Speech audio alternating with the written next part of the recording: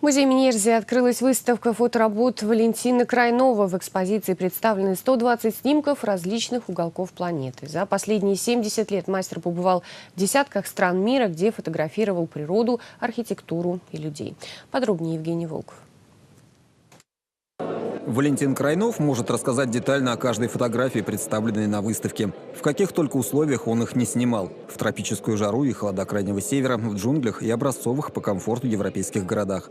Свыше 70 лет Валентин Крайнов занимается фотографией. За это время он посетил 62 страны мира, но в памяти наиболее ярко запечатлелась Индия. Там 2000 праздников в году.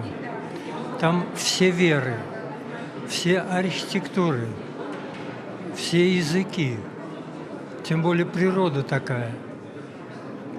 Кастовую систему я так и не разобрался, что они то бинди ставят, то, значит, это самые какие-то мазки, и каждый означает что-то.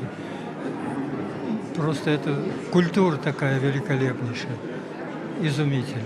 На выставке представлены фотоработы Валентина Крайнова, выполненные в разных жанрах – портреты, пейзажи и урбанизированные ландшафты. На снимках отражены мгновения жизни людей разных национальностей, представителей флоры и фауны. Евгений Волков, Владимир Ильин. Наши новости.